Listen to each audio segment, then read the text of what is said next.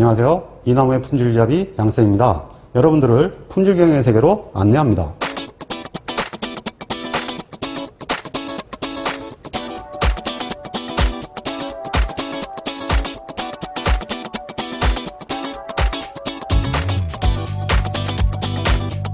실험계획법의 제7강은 요인실험의 결칙 추정에 관한 사항입니다.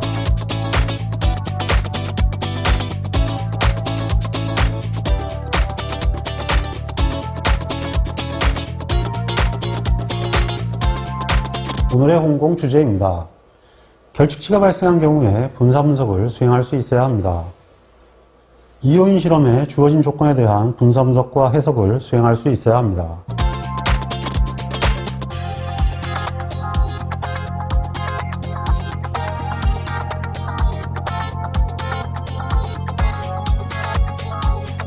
제7강의 첫 번째 주제는 H의 결칙 추정에 관한 사항입니다.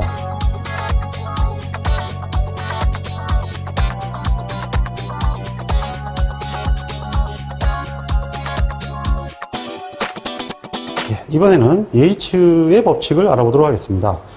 이 H의 법칙은 당연히 모수 모형 이요인 반복 없는 실험에만 적용됩니다. 그러니까 앞으로 배우게 되는 난개법이나 또는 별량 모형에는 또는 혼합 모형에는 절대 적용할 수 없습니다. 이유가 뭐냐 하면은 별량 요인들은 재현성이 없기 때문에 평균값을 사용할 수가 없기 때문이죠. 기본적으로 이 반복 없는 모수 모형은 재현성이 그래도 모수 요인들은 기본적으로 주권이 주어졌으니까 있다고 보고 하는 거거든요. 그러니까 당연히 반복 없는 모수 모형에만 적용할 수가 있다. 그리고 이 결측치를 추정해서 분산 분석을 할 경우에 데이터가 늘어나는 건 아닙니다. 그러므로 원래 오차의 자유도와 전체의 자유도는 시험 문제는 꼭 이렇게 나와요. 결측치의 개수만큼 줄어든다. 이렇게 나오는데요. 이것은 사실 애시당초 데이터가 원래 없던 거니까 잘못됐으니까 데이터가 생략되어 있지 않습니까? 원래 없는데 무슨 결측치만큼 줄어드는 게 나오겠습니까? 근데 이거는 데이터가 꽉 찼다고 보고 표현하면 이렇게 된다는 얘기죠. 그래서 헷갈리지 마시고요. 시험 문제가 원래 그 뜻으로 나온 거니까 고민하지 마시고 그냥 그런가 보다 하세요. 실제로는 데이터가 안 늘어났기 때문에 이 값은 당연히 허수로 구한 값을 넣어줄 수가 없기 때문에 포함을 안 시키는 겁니다. 자, 그럼 그 내용을 보면서 이제 설명하도록 하죠. 자, 그러면 이번에는 H가 결측치를 추정한 방법을 알아보도록 하겠습니다. 이 H가 추정한 결측식의 식은 뭐냐면요. 이런 겁니다. A가 L개로 구성이 되어 있고요. 수준수가 L개죠. 그 다음에 B의 수준수는 M개입니다. 그러면 전체 개수는 LM개가 되네요. 근데 그 중에 한 놈을 실험을 실수로 했습니다. 그래서 이 데이터를 못 구했어요. 결측치가 발생한 거죠. 자, 그러면 일단은 나머지들은 이렇게 합을 구할 수 있습니다. T1땡, T2땡, TL 땡. 얘는 어떻게 구하죠? 얘는 이 자체의 합을 구한다 하더라도 얘가 없기 때문에 이만큼이 빈 상태로 구하게 되죠. 당연히 여기서는 B도 마찬가지로 T땡1, T땡2, T땡m은 다 구할 수가 있는데 문제는 이 결측치가 있는 행은 구할 수가 없습니다. 그래서 구한다 하더라도 이 값이 빠진 상태에서 구하게 되죠. 그러면 마지막에 얘는 어떻게 됩니까? 얘는 마찬가지로 전체 합을 계산할 때도 기본적으로 이놈이 없기 때문에 요놈 하나 빈 상태로 구하게 되죠. 그래서 이렇게 세 개의 합이 다 좀 곤란하지만 구해지게 됩니다. 자, 그러면 이것을 결측치는 어떻게 계산하느냐 하면 H가 계산한 방식은 이렇습니다. 먼저 SST를 계산합니다. 이 SST는 기본적으로 이렇게 되는 거죠. 시그마 YIJ의 제곱 그리고 요거 하나만 별도로 해주면 되죠. 결측치를 기본적으로 똑같이 Y니까 헷갈리니까 X라고 한번 해볼게요. 그러면 플러스 X제곱 이렇게 들어가는 거죠.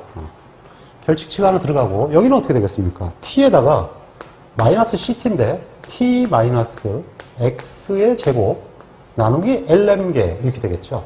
X가 들어갔으니까 개수가 LM개로 바뀌죠. 그 다음에 SSA는 어떻게 되나요? SSA는 마찬가지로 반복수는 같이 M개가 되죠. I땡이니까. 그래서 M이 되고 여기는 이렇게 될 겁니다. T1땡 제곱, T2땡 제곱 플러스 TL 땡 제곱인데 그리고 마지막에 얘를 더해야겠죠? 얘는 플러스 ti 땡 다시 플러스 x의 제곱 마이너스 얘가 ct니까 마이너스 ct가 되고요.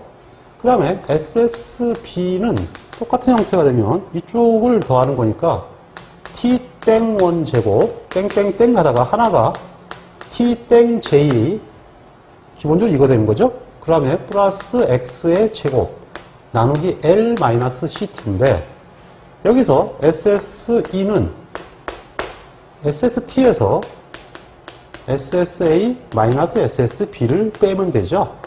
예, 이렇게 해서 SSE를 구한 다음에 이 SSE를 이 X에 대해서 편미분을 합니다. 현재는 여기를 Y라고 써놨으니까 실험에 실패한 Y 값을 SSE에 대해서 Y를 편미분한다. 그 편미분해서 이거를 0으로 놓고 나면 공식이 나오게 됩니다. 예, 이 과정은 굉장히 좀 소급법이기 때문에 일단 이 나무에 자료실에 올려놨으니까 필요하신 분은 증명 과정을 참조하시기 바랍니다. 자, 그러면 EH가 정리한 기법을 보도록 하겠습니다. 이 방식에 의해서 결론을 구하게 되면 이번에는 다시 원위치대로 Y로 한번 얘기해 보겠습니다. 추정치 Y는 이렇게 구합니다. T 이렇게 3T로 구합니다. T. 자, 먼저 이거 몇 개? L개죠. L 그 다음에 T 요거가 있는 T입니다. T 곱하기 TI 다시 요 값만 쓰는 거예요. 얘는 모르니까 넣을 수가 없죠. 그 다음에 이번에는 다시 T 몇 개예요? M개죠? 플러스 M T 요것이 있는 열 얘는 모르고요. 땡 J 그리고 마지막에 T 그러니까 빼기 T 다시 이렇게 되면 T가 됐죠. 그리고 여기는 뭐가 남느냐 지금 현재 이 오차를 갖고 정리한 거 아닙니까? 그래서 오차의 자유도 나눠주게 되면 Y의 평균 값을 구할 수 있습니다. 이 값은 이 전체 데이터들의 평균 값입니다. 다만 이 평균은 이쪽 열과 이쪽 열을 중심으로 평균을 낸 것이죠. 그리고 전체 평균을 빼준 형태가 됩니다. 그래서 일종의 가중평균 형태로 구하게 되는 거죠. 즉 이거를 다시 쓰면 이렇게 됩니다. LTI 땡 플러스 MT 땡 J 마이너스 T 전부 Y가 없는 상태이기 때문에 다시를 붙이고요. 자유도 2니까 L-1, M-1 이러면 H 방법으로 문제를 풀 수가 있습니다. 이번에는 결축치가 두 개 있는 경우입니다. 결축치가 두 개 있는 경우는 거의 출제되지는 않는데요. 공식을 외우려고 노력할 필요 없이 그냥 규칙만 알아두셨다가 뭐 나오면 그냥 풀고 아니면 말고 하시면 됩니다. 왜냐하면 실제로 이 H의 방법은 추정을 이렇게 한다는 것이지 이거 권장사항은 아니거든요. 실험을 일단 잘못했으면 갖다 메꿔놓는 게 맞는 거지 평균값 집어넣고 그걸 분석하는 것 자체가 문제가 있는 거죠. 나머지 데이터들은 전부 다 피해를 줄 수가 있는데 이만큼 돈을 들여놓고 뭐하러 이걸 추론값 쓰겠습니까? 조금 더 시간이 걸리더라도 사실은 재추정해서 넣는 것이 올바른 실험법이에요. 자, 그러니까 결국은 이런 뭐 쓸데없는 거는 외운다기보다도 형식만 보고 있다가 대충 맞춰나가면 됩니다. 자, 이게 H의 식입니다. T 이렇게 얘기했죠. 그래서 결국은 뭐냐면 T가 하나여야 돼요. 그래서 이것도 마찬가지로 각각은 플러스 하나는 마이너스 이렇게 된 거거든요. 자, 저걸 구하면 얘를 넘겨요. 그리고 넘어간 쪽에다가 먼저 Y를 붙입니다. Y1 얘가 넘어가면 L-1, M-1이 되죠. 그럼 그 다음에 이놈을 갖다 붙여버립니다. L, T, I, 땡, M, T, 땡, J, 마이너스 T, 바. 자, 이렇게 되면 기본적으로 뭐가 되냐 하면은 요 공식으로 넘겨서 이렇게 된 거죠. 근데 여기다가 짱 해가지고 플러스 Y2 이렇게 하나씩 보세요. 결칙치가 두 개니까 Y1과 Y2다. 그러면 뭐 이 Y2에 대한 것이 하나 그냥 더 들어가면 돼요. 방정식으로 푸는 거니까요. 그 다음에 이번엔 여기는 어떻게 되겠어요? 이번에는 Y2, L-1, M-1은 LT, I, 땡, 2 다시 뭐 2-니까 결국은 얘의 값이니까 2-가 되고 여기는 1-가 되겠죠. 같으면요. 같은 값이 들어가겠죠. 뭐. 그러니까 예를 들면 이렇게 들어갈 수도 있는 문제거든요. 결측치가. 자, 그 다음에 여기는 어떻게 되겠어요? mt 땡 j 따닥. 여기가 만약에 이쪽이라고 했으니까 이거는 이쪽이 되잖아요. 그럼 이거는 이게 1-이면 이게 2-가 된다는 얘기죠. 그럼 여기는 플러스 y 이렇게 되는 거겠죠. y2가 되고 여기는 y1이 되는 거죠. 자, 그럼 여기는 어떻게 됐어요? 마이너스 t 따당. 근데 얘는 사실은 같죠. 예, 1-이건 2-이건 전체 합이니까 이거는 같을 수밖에 없어요. 자, 그러면 이렇게 넣었어요. 그럼 여기도 마찬가지로 이거 y2 했잖아요. 빈데다 y1 갖다 붙이면 돼요. 그러니까 이거 하나 더 껴주면 됩니다. 이 식을 옮겨놓고 여기다가 반대쪽에 있는 쪽에다 y만 하나 더 해주면 끝나는 거니까 이건 뭐 그냥 억지로 이렇게 외우면 되는 거지. 이걸 무슨 공식을 외우려고 딸딸 외울 필요는 없는 것 같다 이겁니다. 어쨌든 간에 결칙치가 2개인 것도 풀 수가 있다 이렇게 돼 있고요. 이 2개를 연립방정식으로 해를 구한다 이렇게 돼 있습니다.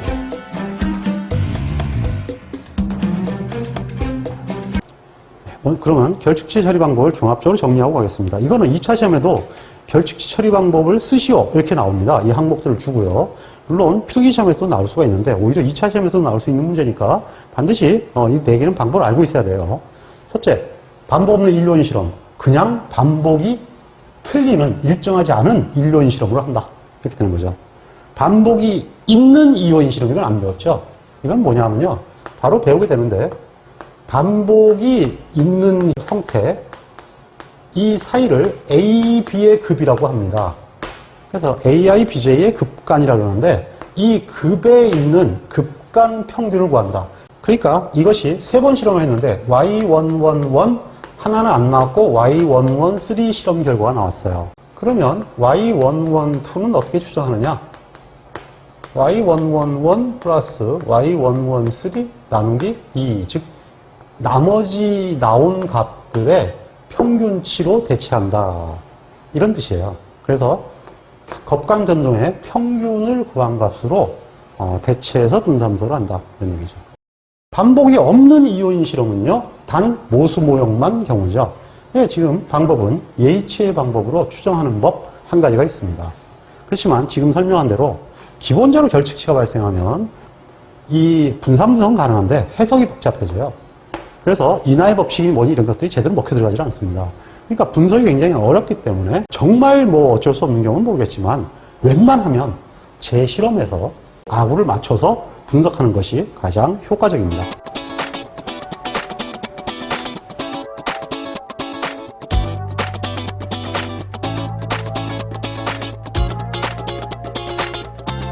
이번에는 예제를 통해 반복 없는 이요인 실험을 실습합니다.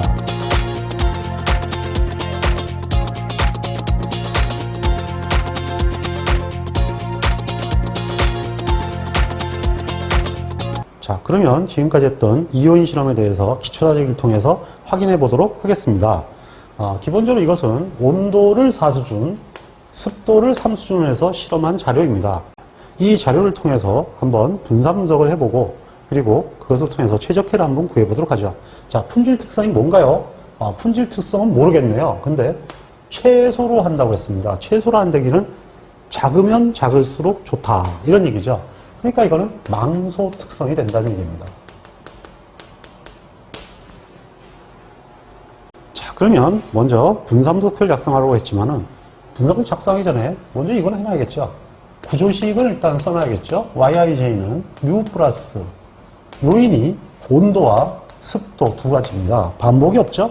그러니까 2차식이네요. 그래서 여기도 ij, 여기도 ij가 되죠. 예, 이러한 형태의 구조식이 나옵니다. 그럼 결국은 여기서 구해야 될 것이 ct, a, b 제곱합을 구하고 그리고 전체 제곱합을 구해서 오차의 제곱합을 구하면 되겠습니다. 자, 그러면 시작을 해보죠. 뭐. 예, 분산분석표를 작성하시오. 하늘이 두 쪽 나도 먼저 ct부터 구합니다. 예, CT는 어떻게 되나요? T가 686이죠? 그래서 686의 제곱을 전체 개수가 4개와 3개니까 4, 3, 12가 되겠네요. 그러면 39216.33333이 나옵니다. 두 번째는 당연히 이번에는 전체 제곱합을 구해야겠죠? 예, SST를 구해야 됩니다. 전체 제곱합은 ij 땡이니까 ij, 그러니까 다 있는 거죠. xij의 제곱 마이너스 ct가 됩니다. 그러면 이 데이터들을 계산기에 넣어야겠네요. 예, 계산기에 넣어서 xij의 제곱을 구하고 그 다음에 ct를 빼주면 되겠죠. 자, 그러면 계산기에 넣어서 구한 xij 제곱의 값은 40628이 됩니다. 그러면 ct를 빼주면 이 값은 1411.66667이 됩니다. 그리고 세 번째는 이번에는 SSA를 구해야겠네요. i 땡이죠. 기본적으로 i가 여기 있는 것들이죠. 그러니까 당연히 이거는 209의 제곱, 192의 제곱, 131의 제곱, 154의 제곱을 더하면 되고요. 이것이 i 땡이니까 땡은 하나, 둘, 세 개. m이죠. 반복수가 3이네요. 마이너스 ct. 자, 그러면 얼마가 나오나요? 1257.66667이 나옵니다. 자, 네 번째는 SSB를 구해야 되겠죠. 이번에 B는 여기 3개가 되겠죠. 그러니까 똑같은 식으로 구하면 T땡제의 245의 제곱, 229의 제곱, 212의 제곱이 됩니다. 반복수는 당연히 4회씩이 되죠. 그리고 CT를 빼주면 되니까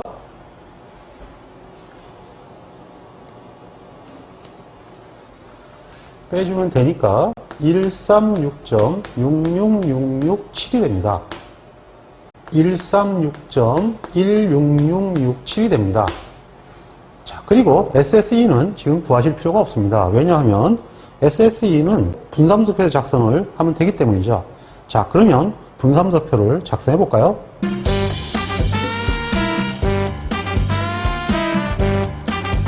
분삼분석은 기본적으로 계산된 제곱합을 이용해서 계산을 시작합니다. 즉, 전체 제곱합은 1411.66667이네요.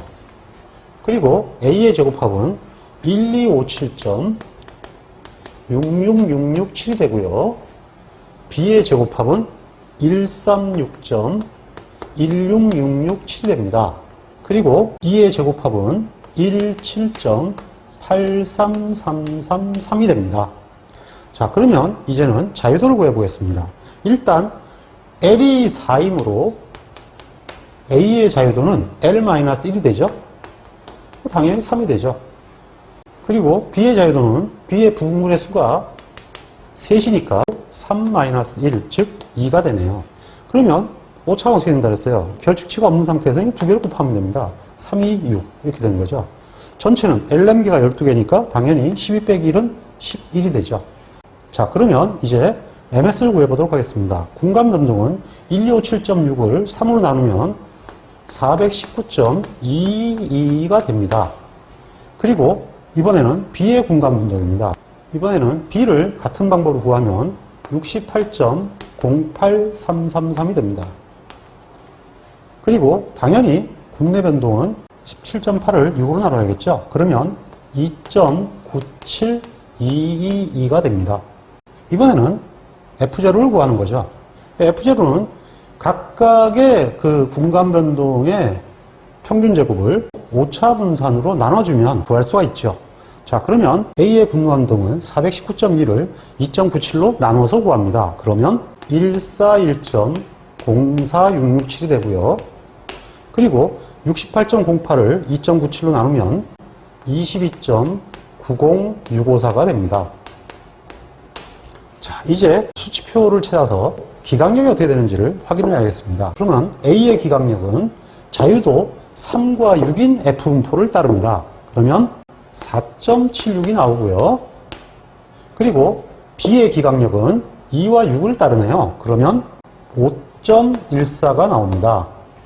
자, 이와 같이 검증한 결과, 예, 둘 다 유의하네요. 뭐 아마 0.99를 조사해도 둘 다 유의할 것 같아요. 매우 유의할 수도 있는데, 또 문제에서 이렇게 줬으면 굳이 F0.99는 할 필요가 없죠. 그럼 이거 끝나고 밑에 뭐라고 쓰냐 하면은, 요인 AB는 유의하다. 이렇게 분산분석표 밑에다가 써주시면 되겠습니다. 분산분석표 밑에 양쌍의 품질 이행기사 반드시 염두에 두세요.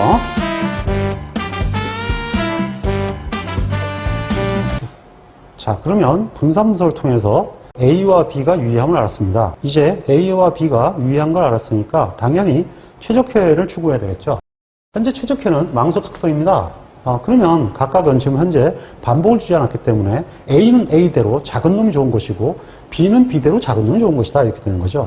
A는 넷 중에 뭐가 제일 작나요? 네, A3가 제일 작네요. B는요? B는 셋 중에 50도가 제일 작죠. 네, 그럼 이건 B3가 되고 이거는 A3가 되네요. 둘 다 3인가요? 자, 그러면 최적회를 어떻게 쓰냐 하면은 지금 현재 A3와 B3가 최적회임을 알았으니까 평균은 표준화를 A3와 B3로 표준화를 하게 됩니다. 기본적으로 A3 조건과 B3 조건을 표준화하면 가장 좋은 결과가 나온다는 얘기죠. 그럼 평균값이 얼마로 추론이 되는지를 알아봐야겠죠. 기본적으로 모평균 무는 일단 살아있고요. A3 효과와 B3 효과를 표준화하는 거예요. 이건 뭐 반복을 주지 않았으니까 이렇게밖에 못 구하죠. 근데 이런 값은 없거든요. 그러니까 결국은 어떻게 되냐면은 이것은 전부 다 1차식으로 나타낼 수밖에 없어요. 그러면 이것이 이렇게 바뀌죠. U 플러스 A3 플러스 U 플러스 B3. 자, 뮤가 하나가 추가됐습니다. 마이너스 뮤. 이렇게 되겠죠. 그러면 이와 같은 식이 됐으면 그 다음에 식이 자동으로 나오게 되죠. x바 3땡 플러스 x바 땡 3 마이너스 x바바다. 이와 같은 식으로 식이 나오게 되어 있습니다.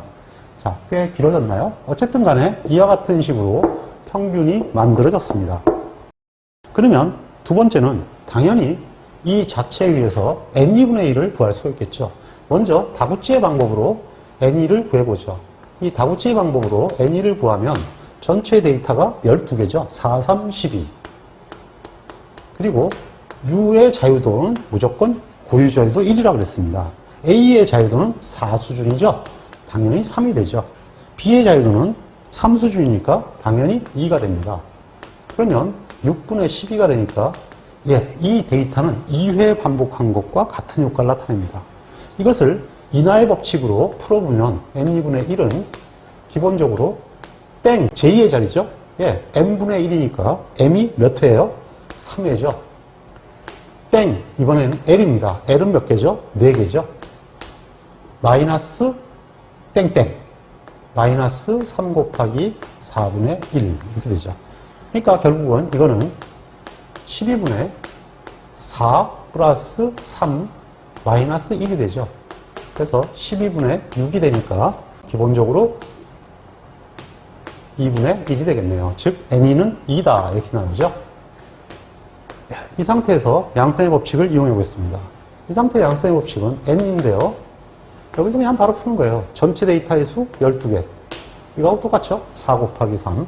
여기서 바로 구하는 거예요. 얘는 몇 개예요? L은 4개. 얘는 M개죠? M 3개. 얘는요, 기본적으로 1개. 이렇게 되죠? N은 1개죠. IJ가 다 죽었으니까요. 그러면 하나가 되니까 계산하면 6분의 12. 이 상태에서 구해도 뭐 이거하고 똑같은 식으로 구해지죠? 그래서 구조모형 상태에서는 다구치 방식이 낫고요. 그 다음에 이렇게 평균치가 주어질 때는 양쌍의 법칙으로 푸는 것이 훨씬 더 빠릅니다.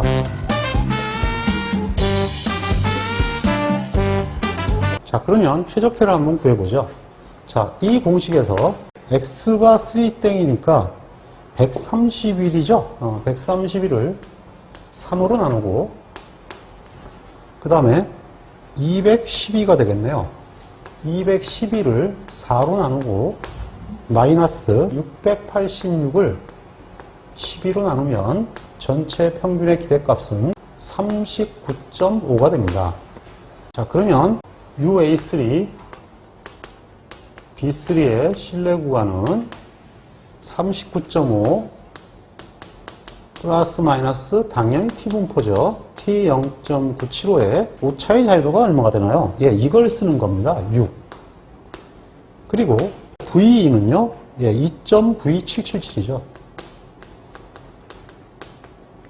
그리고 유효 반복수는요, 반복수가 이것이 2니까, 즉 얘가 반복이 2란 얘기죠. 여기에 들어가는 값이 2가 들어간다는 얘기가 됩니다. 이와 같은 식으로 구성을 하고 나면 먼저 T0.9756은 수표에서 2.447이니까 이것을 풀면 39.5 플러스 마이너스 2.98304가 나오네요. 자, 이와 같이 95% 신뢰 구간을 구하면 되겠습니다. 자, 배운 것보다 실제로 문제를 풀어보니까 그렇게 어렵지는 않죠. 네, 계산이 좀 지겨워서 그렇지 사실 이 방식은 매우 단순한 방식입니다. 계속 문제를 풀어서 복습하시다 보면 진짜 나중에는 제일 쉬운 것이 실험계획법이 될 것입니다.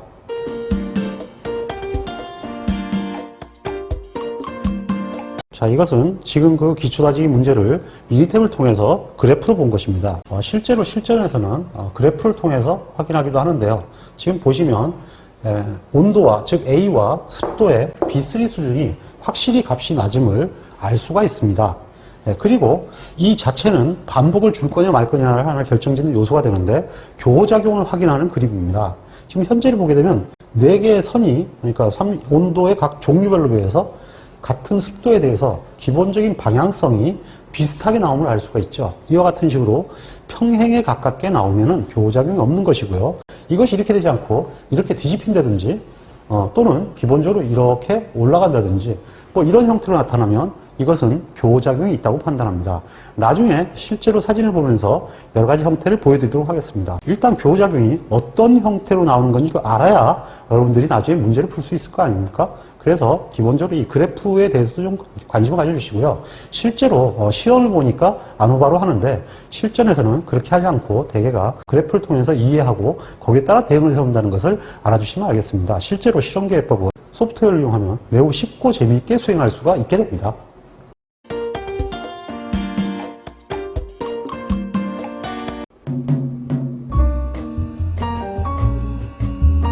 기업 활동에서 품질은 생존의 핵심 하드임을 누구도 부인하지 않을 것입니다. 좋은 품질을 한마디로 표현하면 제때 제대로 하는 것입니다. 제때 제대로 하기 위해서는 표준을 효율적으로 만들고 이를 실현하는 것이 가장 중요하다고 할 수 있습니다. 우리는 통계적 품질 관리와 실험 계획을 통해서 이러한 올바른 표준을 만드는 방법을 학습하고 있습니다. 모쪼록 열심히 학습하셔서 훌륭한 품질 엔지니어가 될 수 있기를 기원합니다. 홍범 파이팅!